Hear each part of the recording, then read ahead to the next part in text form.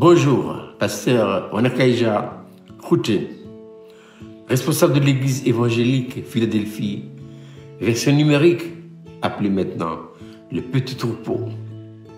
L'apôtre Paul dit dans sa lettre aux Éphésiens, chapitre 1, verset 18, Paul dit ceci, qu'il illumine les yeux de votre cœur pour que vous sachiez quelle est l'espérance qui s'attache à son appel. Quelle est l'espérance des enfants de Dieu? C'est de voir un jour le Seigneur Jésus-Christ. Job n'a-t-il pas dit il y a des siècles, car je sais que mon Rédempteur est vivant, que mes yeux le verront, et non pas les yeux d'un autre, les miens. C'est vrai. Le Seigneur Jésus, nous le verrons plus tard, mais il est possible maintenant de le voir maintenant. N'espérez pas voir Jésus plus tard si vous ne pouvez pas le voir maintenant. C'est pourquoi Dieu nous a sauvés. Dieu nous a sauvés pour faire quoi? Dieu nous a sauvés pour qu'il puisse, lui, par le Saint-Esprit et la croix, réaliser en vous et en moi tout ce que Jésus a accompli pour nous à la croix de Golgotha, afin que vous puissiez le voir. C'est ça l'espérance des enfants de Dieu. Donc, nous devons être à la hauteur de chaque circonstance de la vie. Rien ne nous arrive au hasard. Pour dire dans sa lettre Romains, chapitre 8, verset 28, toutes choses concourent au bien de ceux qui aiment Dieu et de ceux qui sont appelés selon son désir. Donc, soyons à la hauteur de chaque situation. Dieu permet bien les choses dans la vie. Laissez Dieu faire. Il sait ce qu'il faut faire. N'arrêtons pas sa main. N'arrêtons surtout pas sa main. Laissez-le faire. Laissez-le aboutir à la chose qu'il veut atteindre. C'est quoi? C'est pour que mes yeux le voient. Le voient quand? Maintenant. Ce n'est pas un hasard que nous traversons des voies difficiles. Laissez Dieu faire. Il sait mieux que nous. Ce n'est pas à vous et à moi de donner des ordres à Dieu, d'accomplir notre volonté. Non. Non et mille fois non. Laissez Dieu. Apprenons à être à la hauteur de chaque situation, quelle qu'elle soit, dans notre vie. Voilà.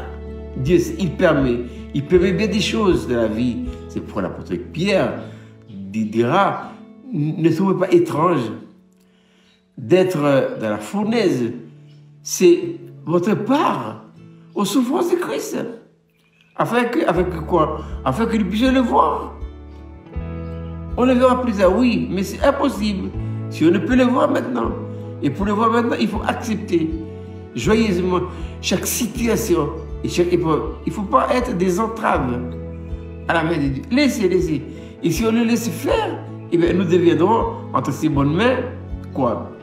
Un instrument pour manifester sa gloire. Je répète que le salut accompli par Jésus à la croix de Golgotha, lui seul l'a fait.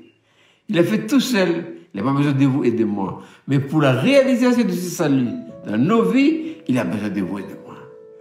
Répondant à son appel, Isaïe dira, et j'ai entendu la voix du Seigneur disant, qui enverrai-je et qui marchera pour nous? Isaïe répondit, Seigneur, me voici, envoie-moi. Voilà. Acceptons les situations qui viennent de Dieu. Tout vient de Dieu. Il n'y a pas de hasard. Ne trions pas. Acceptez tout. Et quand je dis accepter tout, c'est être à la hauteur de chaque situation. Il ne faut pas bouder. Il ne faut pas chercher à accomplir notre volonté. Laissez Dieu accomplir sa volonté. Il sait ce qu'il fait. Pourquoi? Son but à lui, c'est que nous soyons entre ses bonnes mains un instrument utile pour manifester sa gloire autour de nous et dans notre pays. Dieu veut ça en ces derniers jours des temps de la vie. Donc, quelles que soient les situations, les difficultés, les épreuves que nous rencontrons dans notre vie et dans le pays, laissez Dieu faire. N'arrêtons pas sa main. Il ne faut surtout pas arrêter sa main. Et le plus d'arrêter, non. Je me souviens de l'histoire du frère Baxing. Il était un jour dans un patelin en Inde. Il prêchait l'évangile.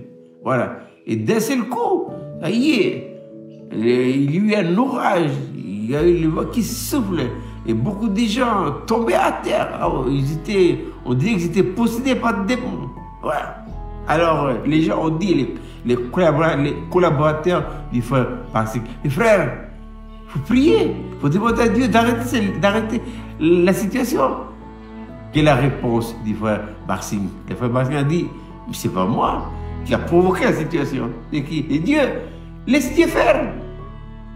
Laissez Dieu faire et nous verrons sa gloire.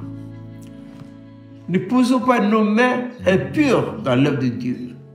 Laissez Dieu accomplir le ce pourquoi il t'a sauvé, il m'a sauvé. Ah oui, si nous sommes réellement nés de nouveau, il n'y a plus de hasard. Si nous sommes réellement nés de nouveau, nous devons apprendre maintenant à être à la hauteur de chaque situation, quelle qu'elle soit, tout en sachant que c'est Dieu qui est à la commande. Rien ne pourra nous arriver sans la volonté du Très-Haut. Oui, je le répète souvent. Il y a des attributs qui révèlent à Dieu et à Dieu seul, notamment l'omnipotence. Il est le Tout-Puissant, il peut tout. Mais ce n'est pas à nous de dicter à Dieu notre volonté pour qu'il intervienne dans telle et telle situation. Non et non. Ce que je dois faire, moi, c'est de plier ma volonté à la volonté de Dieu et le laisser faire quoi qu'il arrive. Faites le thème de notre méditation ce matin, c'est soyons à la hauteur de chaque situation et croyons que Dieu permet beaucoup de choses dans notre vie. Pourquoi faire? Et puis pourquoi? Pour que nous soyons simplement entre ses bonnes mains un instrument où il pourra réaliser le ce pourquoi son fils est mort à la croix de Golgotha, oui, et pour que cela devienne une réalité expérimentale dans nos vies. Ce sont les voies de Dieu. Voilà. Incompréhensible. On aimerait bien que... Oui, mais laissez Dieu faire. Il sait ce qu'il fait. Je vous souhaite de passer une agréable journée.